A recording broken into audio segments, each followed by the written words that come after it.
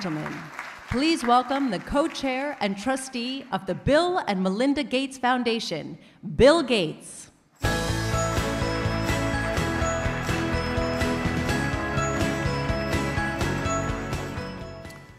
Well, good afternoon, and it's great to be here to address this important topic. I certainly appreciate the leadership from President Macron, Jim Kim, and Michael Bloomberg on this topic. It's a great group to talk about where we stand. A big challenge. We need to motivate huge parts of the economy to get involved. I was proud to be part of the first convening of the summit last year in Paris, and that's where it was announced that we have progress on mobilizing private capital to bring more innovations to the market to have products that reduce greenhouse gas emission. Also, we announced an initiative in agriculture, together with the European Union, to put an additional $300 million into agriculture research to help smallholder farmers deal with the effects of climate change. Climate change, over time, will affect all of us. But the people who are already experiencing its devastating impacts and are most susceptible to its worst consequences are the millions of farming families in developing countries who are struggling with extreme poverty and hunger due to low crop yields. As the climate warms and the weather becomes more unpredictable, their crops will become even less productive. So for example, instead of having 1 year in 12 where they'd have almost no harvest, that'll be down in parts of Africa to 1 year in 4. I'm optimistic we can do something about this, finding new ways both to power the world and to give everyone, including those in the poorest countries, access to clean, affordable energy that doesn't make the problem of climate change worse. The effort requires a lot of different skills. It requires governments, industry, investors, and philanthropy to come together and make good decisions based in science. Just to focus on innovations to reduce the greenhouse gas emission, our goal is to get ideas that at the early stage are very high-risk ideas, but to get them out of the labs and scale them up into products far faster.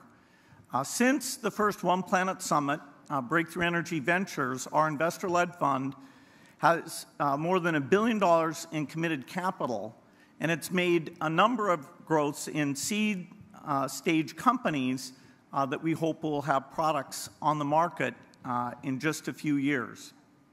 At the same time, in kind of a unique partnership, the governments around the world have committed substantial additional funds for the research to create these new products. And both governments and investors are embracing creative new approaches to address the market dynamics that in the past have made it difficult for companies to succeed. When we look at the scale of this challenge, it's important that we look at the different sectors. The electricity sector is part. However, things like storage are way more difficult than any product spec can meet today. For example, take seasonal storage. What would the cost of a battery have to be to store power in the summer and make it available in the winter? We're more than a factor of 10 away from anything that would make that type of base load reliability possible. Also, we often don't think about the industrial sector, which actually is a greater greenhouse gas emitter than the electricity sector. And we haven't had the same sorts of things like we have renewable energy, even for those summer and when the wind is blowing or the sun is shining type capacity. So whenever we think about these financings and ratings, just consider what is going to happen with livestock and land use.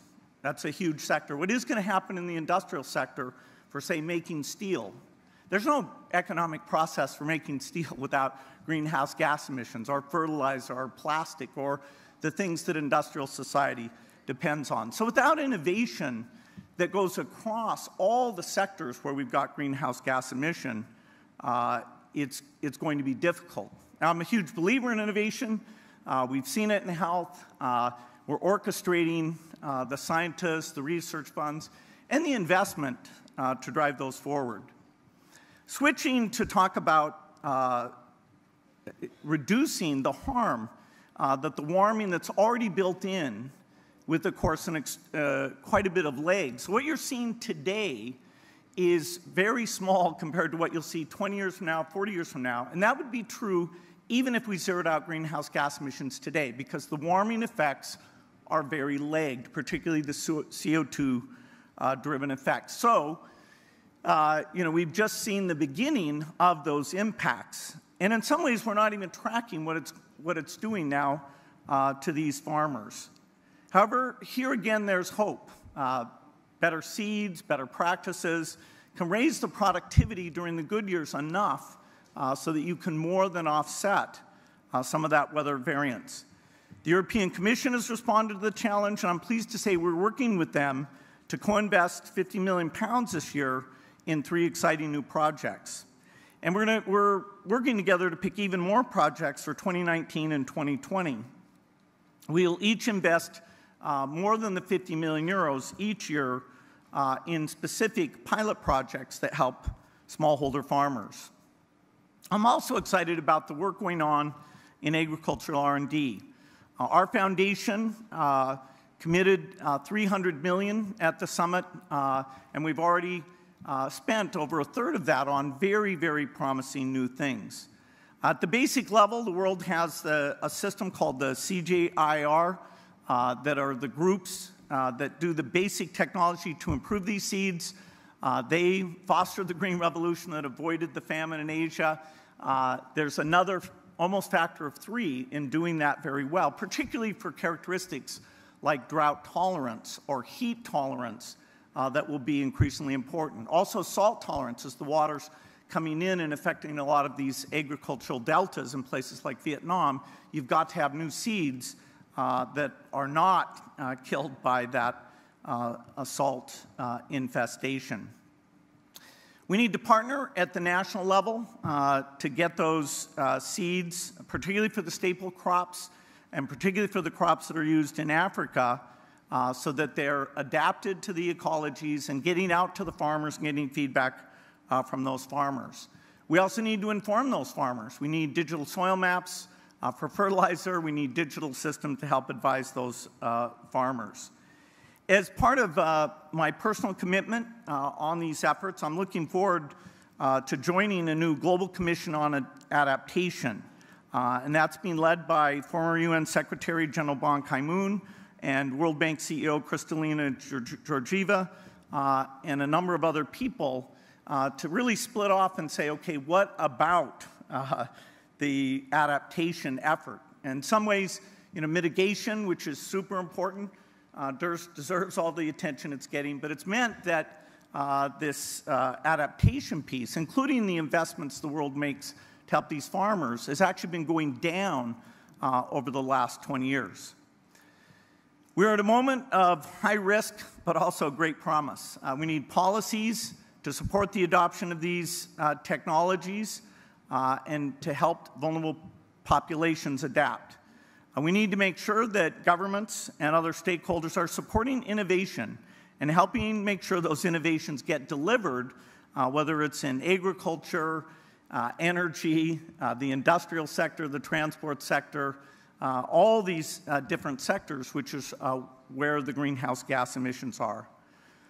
I feel sure that if we drive innovation, surprise ourselves with some breakthroughs, we will be able to reduce the emissions, increase access to affordable energy, and help the poorest, including farmers everywhere, have more productivity despite the challenge of climate change. Thank you.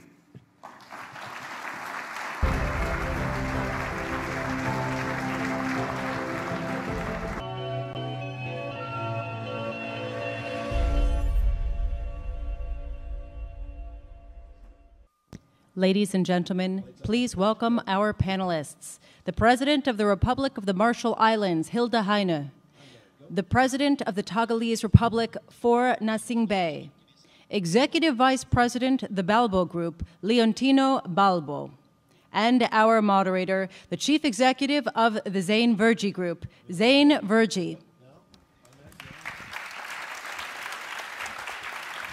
Thank you very much, and good afternoon, everyone. 17 des 18 années les plus chaudes dans l'histoire enregistrées ont eu lieu pendant ce siècle. Et le niveau de l'eau des océans a augmenté de 7 cm en 25 ans. La situation empire. Et ce sont les populations vulnérables qui ne peuvent pas, qui vont être les victimes. Quelles sont les solutions que nous avons proposées qui puissent être mises à l'échelle et être efficaces? Sur ce panel, nous allons parler de la façon dont la technologie et les solutions basées sur la nature peuvent nous aider à créer de nouveaux modèles.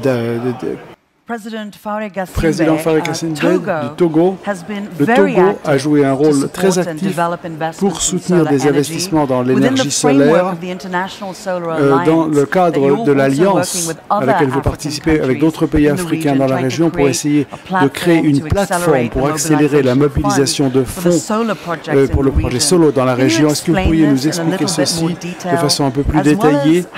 Est-ce que vous pouvez nous dire comment cette initiative va protéger les pays vulnérables? Merci beaucoup. Je voudrais également remercier le président Macron. Je voudrais dire que l'Alliance Solo est une initiative de la France et de l'Inde pour développer des investissements dans l'énergie solaire. Nous voulons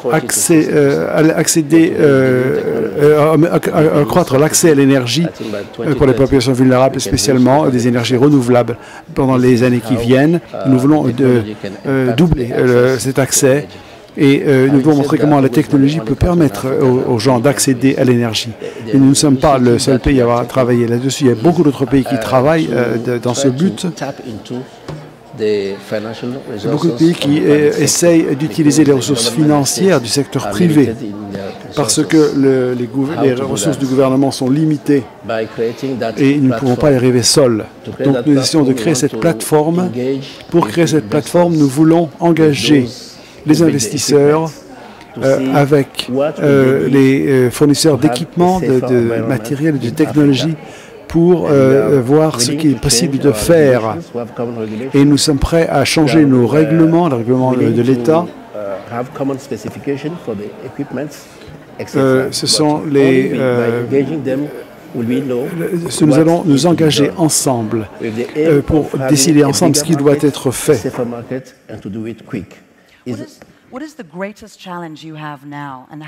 Mais quel est le défi numéro 1 selon vous, sur la base du succès du Togo jusqu'à présent? Qu'est-ce que vous direz comme... je pense que c'est comprendre la différence entre la disponibilité de l'énergie et l'accès à l'énergie. Ça concerne les populations les plus vulnérables. Parce que il faut que les investissements soient faits dans les endroits les plus utiles, pour aider les populations qui n'ont pas accès aux ressources. Et pour les familles qui sont vulnérables.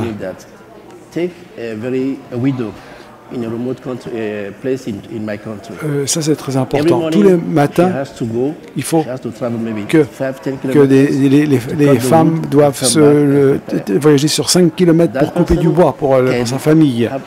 Et si cette personne pourrait avoir accès à l'énergie plus facilement, cela rendrait sa vie beaucoup plus facile. Et c'est cela que nous voulons faire.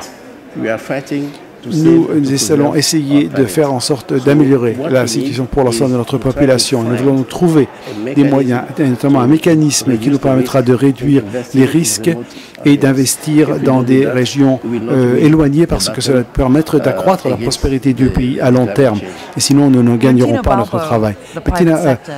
Le secteur privé dont le président a parlé va jouer un rôle clé pour assurer la résilience de nos économies. Comment est-ce qu'une solution basée sur la nature pourrait bénéficier à la planète dans son ensemble tout en permettant la croissance économique? Notre projet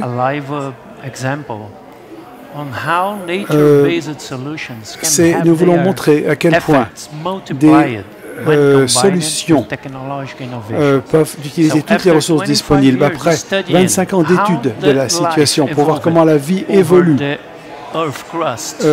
nous pouvons maintenant comprendre comment répliquer des processus utiles, des processus efficaces. Et après avoir étudié des modèles d'utilisation de la nature, nous avons compris comment la restauration du sol, par exemple, et de la fertilité, l'amélioration de la disponibilité de l'eau, et toutes sortes de choses comme cela. Il est clair que nous pouvons tirer parti de la biodiversité. Et en plus de cela, nous pouvons développer un nouveau modèle de production. Nous pouvons trouver des méthodes qui produisent moins de 25% d'émissions de moins, d'émissions de carbone. Et nous avons vu des progrès considérables dans ce domaine. Et enfin, le résultat le plus étonnant de ce processus d'apprentissage a été que nous avons commencé à comprendre le fait qu'il y a un système et que la science ne connaissait pas, mais qu'elle connaît maintenant beaucoup mieux, comment convaincre une plante d'activer son propre système d'une façon à se transformer pour développer son immunité contre la plus grande partie des maladies qui attaquent les plantes. Et très brièvement, quelle serait la prochaine étape nécessaire pour mettre à l'échelle des solutions basées sur la nature? Les membres de mon équipe, pour moi-même, ont certaines connaissances, d'autres personnes ont d'autres connaissances. Et nous avons besoin de systématiser ces connaissances pour qu'elles soient accessibles à toutes les personnes qui pourront l'appliquer. Merci beaucoup. Il faut terminer maintenant notre brève conversation, malheureusement, mais nous savons que nous pouvons aller au sommet en ligne le 22 novembre et nous serons très heureux d'y participer. Merci beaucoup.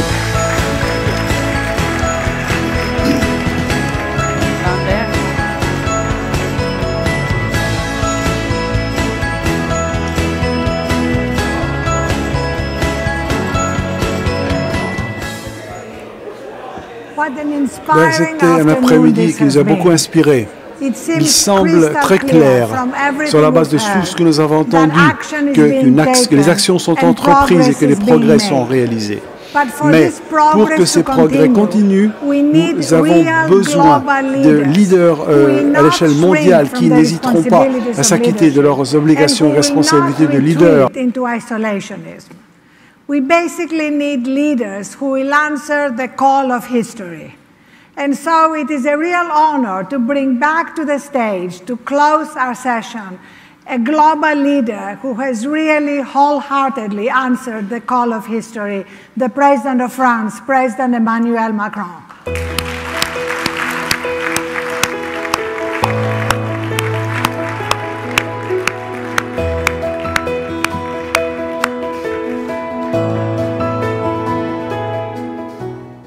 Thanks very much. I was very happy to be here from the very first second to the very last one. J'étais très heureux d'être ici depuis la première seconde jusqu'à la dernière parce que nous changeons toutes les façons classiques d'avancer parce que normalement un leader fait un discours et quitte la salle. Donc j'étais heureux de pouvoir rester avec vous et vous écouter ainsi qu'à votre engagement d'action. Et je dois dire qu'en tant que président français, et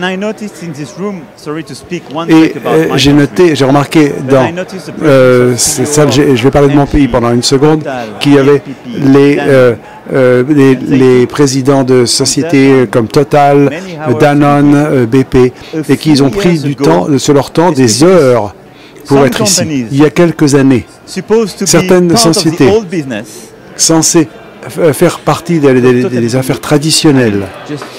C'était totalement impossible d'imaginer la présence de PDG de telles sociétés pendant 2 heures ici. Ça veut dire beaucoup de choses. Ça veut dire que quelque chose est en train de changer et que les attitudes de beaucoup de gens sont en train de changer. Je pense que ce que nous venons de vivre, c'est quelque chose de très nouveau, une nouvelle façon de procéder, et avec la présence de leaders du secteur public comme du secteur privé. Et je veux simplement conclure, parce qu'il reste très peu de temps, mais je veux dire simplement que du côté des gouvernements, nous avons noté les engagements pris par plusieurs dirigeants pour participer à différentes initiatives ou lancer de nouvelles initiatives, des initiatives régionales pour le Pacifique avec la Nouvelle-Zélande, avec les Caraïbes, l'Afrique, mais également une initiative globale, mondiale, pour la neutralité en matière de carbone. Et je veux remercier tous ces dirigeants pour cette initiative et je veux dire que nous devons aller encore plus loin et encore plus vite. Et je soutiens l'initiative annoncée par la Commission européenne. Je soutiens l'initiative de financement durable de la Commission et je pense que nous devons aller encore plus loin pour faire en sorte que nous changions notre marché pour le gaz carbonique et les émissions. Et il faut pousser les gens à investir davantage dans l'énergie verte et décider de trouver de nouvelles incitations pour y arriver. Et cela, c'est pour le côté des dirigeants et des gouvernements. En ce qui concerne ensuite le secteur financier, il est clair qu'avec le Premier ministre de Jamaïque, nous sommes très heureux d'entendre ce qu'il a dit, mais je suis très prudent en ce qui nous concerne nous-mêmes. Parce que nous, collectivement, nous sommes des spécialistes de la façon de parler d'écologie, mais de ne pas vraiment agir comme cela. Et ces 100 millions de dollars, ça peut représenter tout ou rien sur la façon dont c'est utilisé.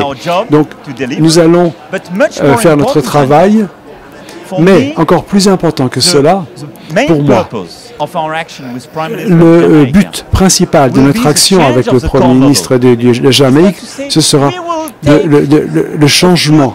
Ce ne vont pas dire quelques dollars sur les grandes sociétés pour les investir de financer la lutte contre le changement climatique. Non, ce qu'il faut, c'est changer la philosophie et le fonctionnement en profondeur de ce secteur. Et je veux que ça produise un résultat. Et je vais en parler maintenant. Il s'agit de financer la lutte contre le changement climatique, mais également différentes discussions que nous avons eues dans les partenariats. Nous avons réussi à convaincre plusieurs fonds souverains. Ils ont engagé, ils ont décidé d'investir de l'argent. C'était vraiment fantastique ce qu'ils ont fait. Je les en remercie. Et ils l'ont fait, c'était très bien expliqué par nos amis Elna et le PDG de CPAF, parce que cela est logique pour l'entreprise, c'est rentable, et pour leurs actionnaires, et parce que c'est bon pour leurs enfants. Je veux dire, nous avons différents leaders, notamment responsables des finances dans cette salle, et ils décident, ils ont décidé de rejoindre ce club et ce partenariat pour le financement de la lutte pour le climat est très important. C'est un changement considérable et c'est vraiment là où tout bascule. Et je veux accélérer le mouvement à obtenir de nouveaux engagements du secteur privé et du secteur financier notamment, parce que cela donnera plus d'argent pour financer notre transition et également parce que cela donne plus d'incitation pour les sociétés. Je pense que nous avons deux alliés importants à mobiliser dans cette bataille. Les citoyens, ils sont ici, ils nous poussent à agir, et les investisseurs. Parce que lorsque les banques investissent et rejoignent cette initiative, elles entraînent les sociétés à changer leur attitude et à investir également davantage dans la lutte contre le changement climatique. Donc, ce partenariat pour le changement climatique est un résultat très important, un produit très important de cette session, et je veux que nous accélérions le travail pour aller plus loin et plus vite dans cette voie. Troisièmement, la Banque mondiale et la Banque de développement. Merci, Jim, pour votre engagement. Pour les batteries notamment, pour la technologie, pour les investissements. Merci de vous axer sur cette question de plus en plus. Ce que vous avez annoncé aujourd'hui était très important. Mais je veux également remercier et encourager les banques de développement régionales des différentes régions du monde pour aller plus loin encore et plus vite. Et c'est pour cela que je confirme en fait l'initiative française pour le laboratoire de capital national. Nous allons investir 24 millions de dollars de plus pour financer ce laboratoire et cette initiative sur la biodiversité. C'est une étape en avant très importante. Je suis persuadé que c'est notre devoir parce que nous faisons partie de ce continent, parce que la France fait partie de ce continent et parce que je pense que le rôle de l'Amérique latine en termes de biodiversité et le fait que 40% de la biodiversité du monde existe sur ce continent américain est très important.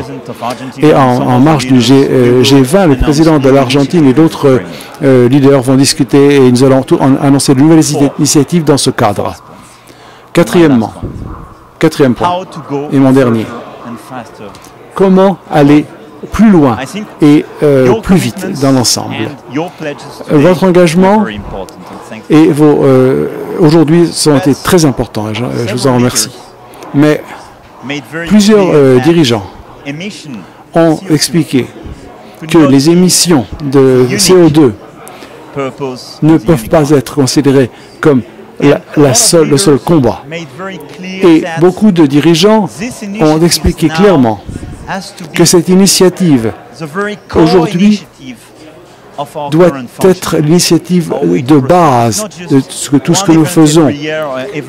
Ce n'est pas un événement par an ou tous les 6 mois, non.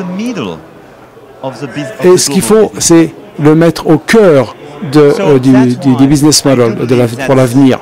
C'est pourquoi je pense que ce sommet, ce laboratoire basé sur une planète est très important et nous allons la promouvoir. Faire en sorte qu'il y a beaucoup de PDG, de leaders politiques, ou du secteur public ou du secteur privé, qui réfléchissent à des façons d'innover et d'aller beaucoup plus loin. Comment mettre à l'échelle les premières initiatives qui ont été lancées? C'est une étape très importante. Je pense que nous devrions avoir 3 objectifs principaux. Les émissions, la réduction des émissions pour le CO2, mais également la préservation des océans et de la biodiversité. Et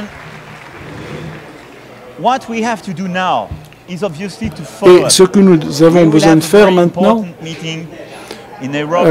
c'est de faire le suivi. Nous allons avoir une réunion importante à Nairobi au premier semestre de 2019 pour faire le point. Mais nous devons augmenter nos ambitions, être encore plus ambitieux. Et maintenant, nous devons montrer aux gens que nous changeons le cœur du système, de notre modèle de gérer les affaires, de notre gouvernance.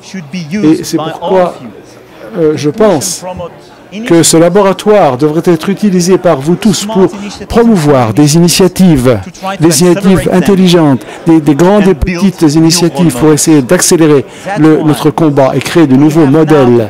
C'est pourquoi nous avons maintenant besoin d'élargir le spectre de notre initiative pour aller du CO2 jusqu'aux océans et à la biodiversité. Ça doit être inclus dans notre action collective. C'est pour cela que je voulais vous proposer, c'est de réunir toutes ces personnes dans le cadre du programme qui était lancé pour le G7 pour 2019. Je voudrais que vous soyez au milieu de la réunion du G7.